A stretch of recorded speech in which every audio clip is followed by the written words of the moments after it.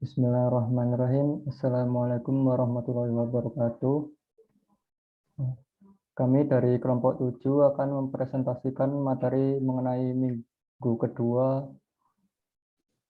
yaitu Basic Concept of Measurement.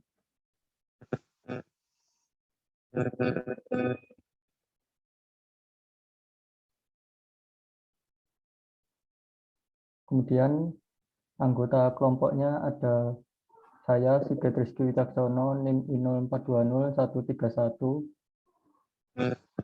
Saya Nur Muhammad, NIM I04201109.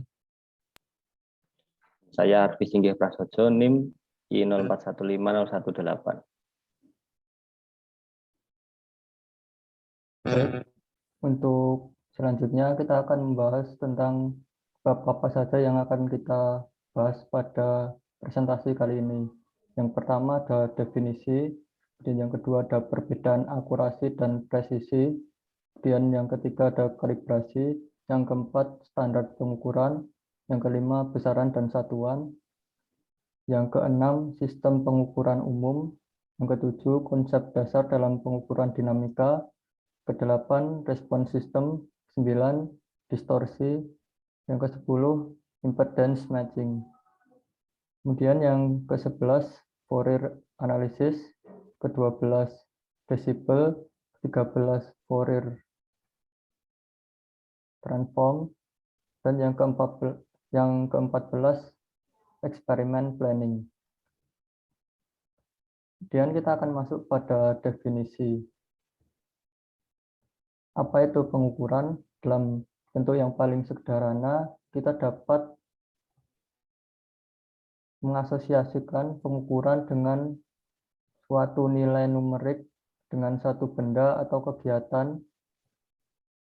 Kita dapat mengartikan nilai tersebut sebagai besaran dari suatu kuantitas atau pengenal yang dimiliki oleh benda atau kegiatan. Kemudian mengukur merupakan kata kerja untuk menentukan kuantitas, massa, panjang, atau derajat, atau tingkatan sesuatu dalam batasan suatu unit standar atau jumlah yang pasti. Biasanya dengan menggunakan instrumen atau proses, misalnya untuk mengetahui ukuran suatu benda melalui pengukuran dimensinya. Memperkirakan panjang benda, kekuatan, harga, atau sifat dari benda. Dalam hal ini melakukan pengukuran. Kemudian pengukuran adalah kegiatan atau proses dalam mengukur sesuatu juga sebagai suatu hasil, seperti besaran yang mengekspresikan panjang atau nilai yang diperoleh melalui pengukuran. Kemudian pada subbab yang kedua yaitu perbedaan akurasi dan presisi. Yang pertama adalah akurasi. Akurasi di sini mengarah pada ketepatan dan kemiripan hasil pada suatu yang sama dengan membandingkan terhadap nilai absolut. Akurasi menjangkau pengukuran aktual mendekati ukuran standar, yaitu tepat sasaran. Maka semakin mendekati ukurannya, semakin tinggi pula level akurasinya. Kemudian yang kedua adalah presisi, menggambarkan keseragaman dan pengulangan pada pengukuran. Presisi merupakan derajat keunggulan dari suatu teknik yang digunakan untuk mendapatkan hasil. Presisi mengukur tingkat yang sama, hasilnya mendekati suatu sama lain, yaitu pengukuran berkerumunan bersama-sama.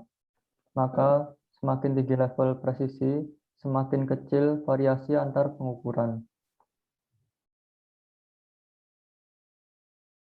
Kemudian subbab yang ketiga adalah kalibrasi. Kalibrasi merupakan proses pengecekan dan pengaturan akurasi dari alat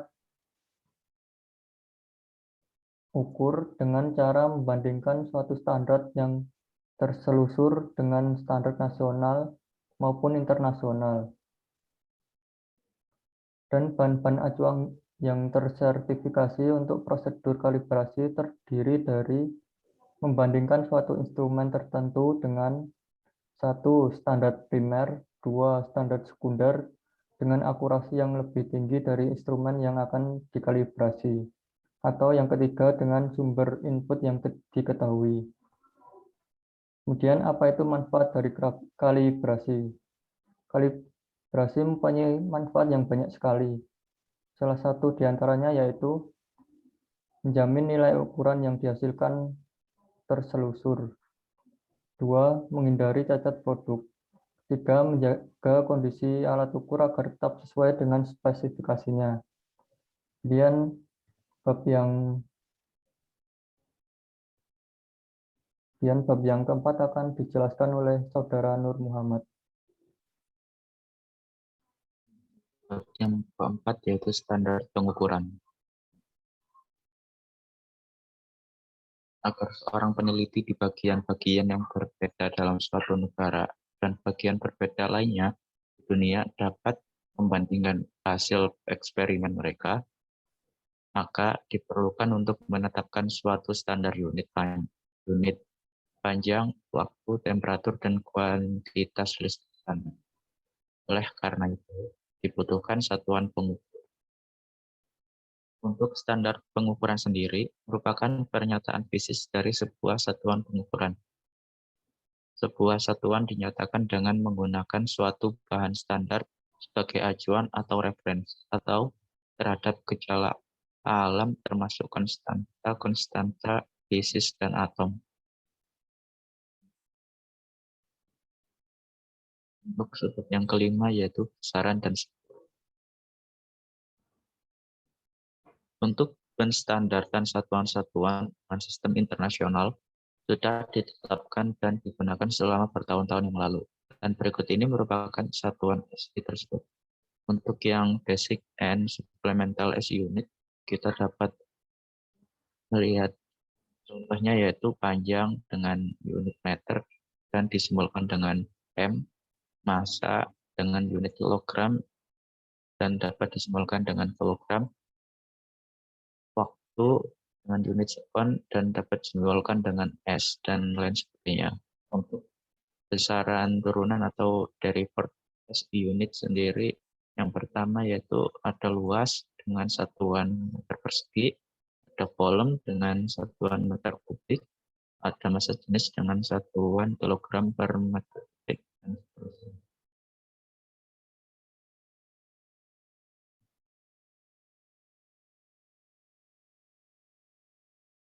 Yang untuk berikut ini adalah standar Previous dan N multiplies in unit, yaitu pangkat 12 yang disebut dengan tera dan dapat disimbolkan dengan T, 10 pangkat 9 yang disebut K atau disimbolkan dengan G, 10 pangkat 6 yang disebut dengan K atau dapat disimbolkan dengan M dan seterusnya.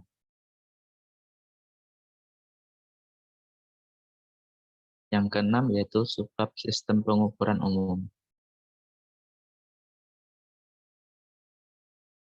Untuk semua sistem pengukuran dapat dibagi menjadi 3 bagian, yaitu yang pertama ada a detector transducer stage yang mendeteksi variabel fisik dan mengerjakan transformasi mekanikal atau elektrikal untuk mengubah sinyal menjadi suatu bentuk yang lain. Secara umum, transducer adalah alat yang mentransformasikan satu efek fisik ke efek lainnya. Pada semua kasus, akan tetapi variabel fisik ditransformasikan ke sinyal listrik karena ini adalah bentuk sinyal yang paling mudah diukur. Sinyal ini dapat berbentuk analog ataupun digital. Sinyal digital mempunyai keuntungan bahwa mudah disimpan dalam komputer. Yang kedua yaitu some intermediate stage, yaitu yang mengubah sinyal langsung dengan penguatan filtering atau cara lainnya demikian sehingga tersedia luaran yang diinginkan. Yang ketiga yaitu final or terminating stage, yang bekerja mengindikasikan, meredam, atau mengendalikan variabel yang diukur. Output dapat berupa digital ataupun analog.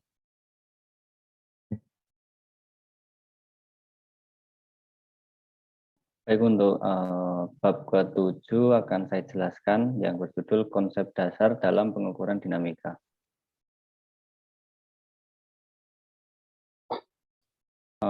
Hubungan input nilai sesungguhnya dan output atau nilai yang ditunjukkan oleh alat ukur sebagai fungsi waktu dapat dinyatakan bersama di bawah ini. Dengan FT adalah suatu fungsi gaya paksa yang diberikan ke sistem. Order dari sistem dinyatakan dengan order atau pangkat dari persamaan diferensialnya.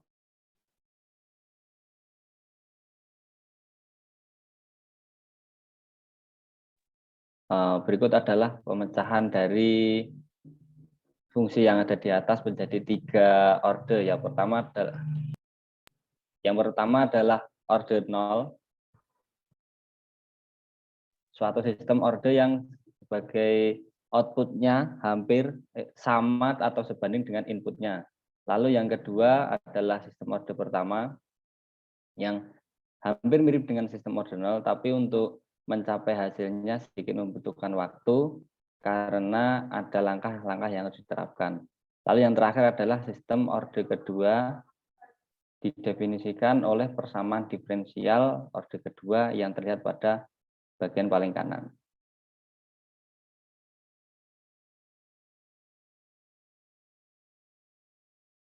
Lalu selanjutnya adalah respon sistem. Respon sistem merupakan suatu kriteria yang berupa respon sistem tersebut dalam menangani semua frekuensi yang sama dalam rentang aplikasi sedemikian rupa sehingga rasio amplitudo output terhadap input tetap sama pada rentang frekuensi yang diinginkan. Kita dapat mengatakan bahwa sistem mempunyai linear frekuensi respon jika sistem mempunyai sifat tersebut.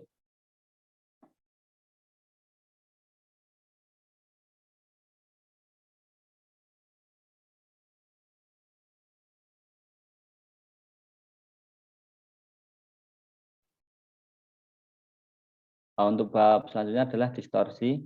Dalam istilah umum, distorsi digunakan untuk menjelaskan variasi suatu sinyal dari bentuk sebenarnya.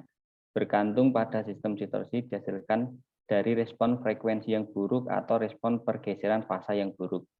Pada alat elektrikal, distorsi pengukuran dapat dikendalikan dengan cara analog ataupun digital. Berbeda dengan sistem mekanik di mana distorsi susah dikendalikan atau susah untuk dikendalikan. Contohnya adalah jika kita mengukur suatu panjang atau jarak menggunakan laser, distorsi yang dihasilkan dapat diatur atau disetting dari alat berkonversinya. Sedangkan jika kita menggunakan alat pengukur panjang berupa penggaris, jika penggaris tersebut sudah memuai ataupun menyusut berdasarkan suhu lingkungan, maka faktor distorsi tersebut sangat sulit untuk dikendalikan.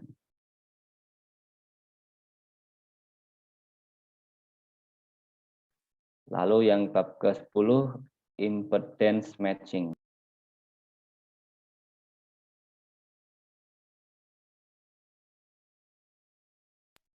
Impedansi adalah ukuran hambatan listrik total pada sumber arus bolak-balik. Jika pada suatu sistem yang menggunakan elektrikal, harus memperhatikan kecocokan impedansinya. Ketika sumber tegangan memiliki impedansi internal, maka impedansi eksternal atau bahan harus cukup besar, sehingga tegangan pada dasarnya akan sama.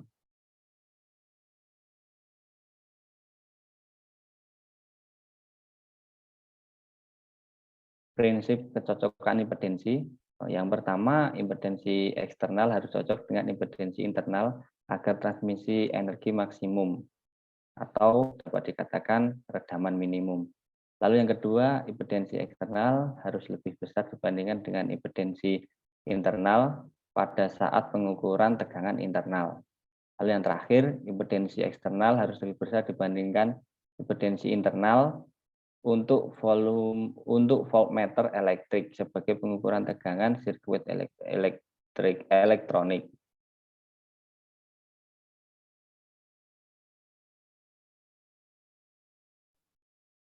Impedansi output dari dua terminal. Alat Alat di atas berlaku sebagai resistansi internal RI kecil yang menghubungkan seri dengan sumber tegangan internal E. Terminal penghubung untuk instrumen adalah A dan B, dan tegangan open circuit pada terminal A dan B adalah tegangan eksternal E.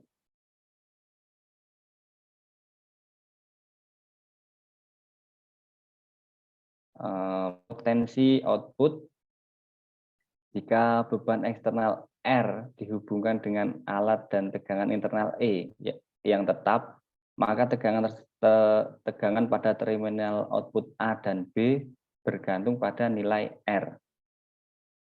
Syarat maksimal itu merupakan diferensial P per diferensial R sama dengan 0, maka dapat dihasilkan R1 sama dengan R2.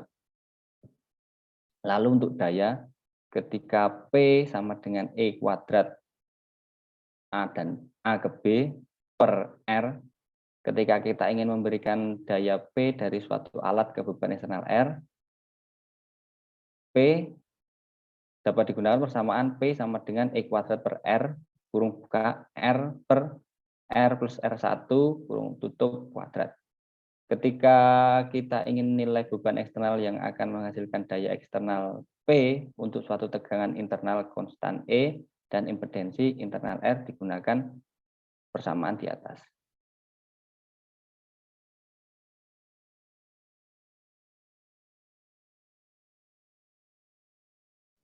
Yang ke-11 yaitu Fourier Analysis. Lalu untuk bab 11, Fourier Analysis.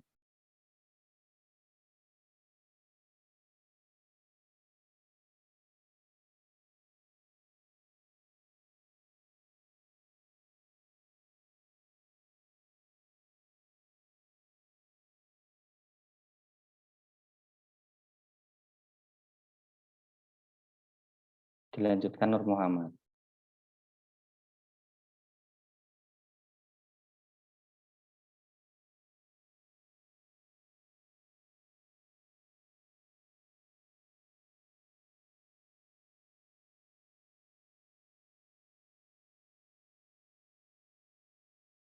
Yang ke-11 yaitu Fourier Analysis.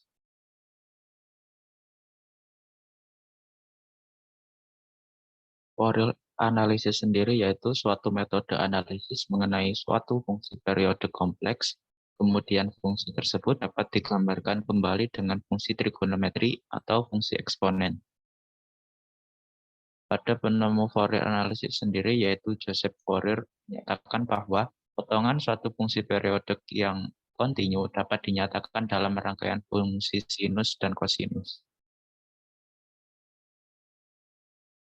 Dan dapat dirumuskan sebagai berikut, yaitu Y sama dengan A0 plus A1 cos X plus A2 cos 2X plus sampai dengan AN cos N plus B1 sin X plus B2 sin 2X sampai Bn plus Bn sin Nx. Atau dapat disingkat yaitu PT sama dengan A0 plus sigma N1 sampai tak hingga AN cos buka kurung N omega 1T tutup kurung plus Bn sin buka kurung N omega 1T tutup kurung.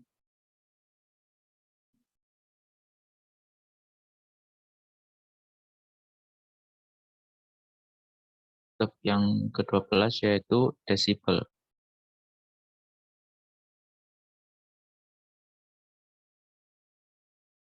Untuk pengertian dari desibel sendiri adalah suatu satuan untuk mengukur intensitas suara. Desibel sendiri menggambarkan suatu perbandingan atau rasio. Secara definisi, desibel yang sering disingkat dengan dB ini dapat diartikan sebagai perbandingan antara dua besaran dalam skala logaritma dan dapat dirumuskan sebagai berikut. Desibel per dB sama dengan 10 log buka kurung P per E kurung atau dB sama dengan 20 log E per E kurung. Untuk rumus daya listrik disipasi dalam sebuah resistor yaitu P sama dengan E kuadrat per R.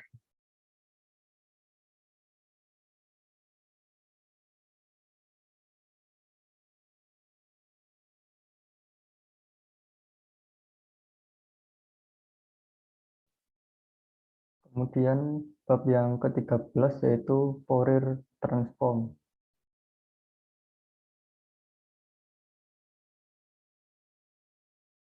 Fourier transform adalah suatu metode yang dapat digunakan untuk menggambarkan suatu fungsi dengan suatu fungsi sinusoidal, yaitu sinus dan kosinus. Hakikatnya, setiap fungsi yang terbentuk, apapun bentuknya, adalah hasil penjumlahan dari fungsi-fungsi sinusoidal dengan frekuensi yang berbeda.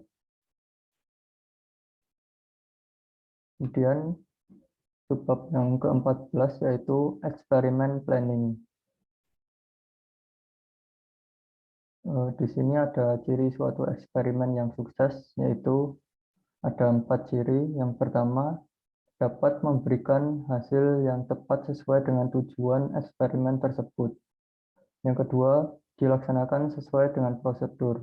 Jadi tidak boleh loncat-loncat ke prosedur yang lain. Jadi harus urut dari 1, 2, 3, dan seterusnya. Kemudian 3, dilaksanakan secara mendetail dengan memperhatikan variabel yang terlibat, bagaimana hubungan masing-masing variabel jika salah satu atau beberapa variabel diubah. Kemudian yang keempat adalah dapat memberikan hasil seakurat mungkin dengan keadaan pada dunia nyata. Kemudian ada hal-hal yang harus diperhatikan dalam bereksperimen. Yang pertama, memperhatikan variabel eksperimen, yang mana variabel di sini tidak boleh dipisah-pisah atau dicampur-campur, yaitu variabel bebas harus sendiri, variabel terikat harus sendiri, tidak boleh diganti-ganti pada saat eksperimen tersebut. Misal eksperimennya variabel bebas, tidak boleh diganti dengan variabel terikat gitu. Kemudian yang kedua yaitu instrumen penunjang eksperimen. Di sini harus ada alat-alat yang menunjang eksperimen tersebut. Kemudian keselamatan. Nah, di sini sangat penting karena misalnya kita sengaja mengorbankan keselamatan kita untuk eksperimen tersebut, sama aja kita mengorbankan diri. Jadi keselamatan itu lebih penting daripada bereksperimen. Kemudian yang keempat yaitu prosedur pengambilan data.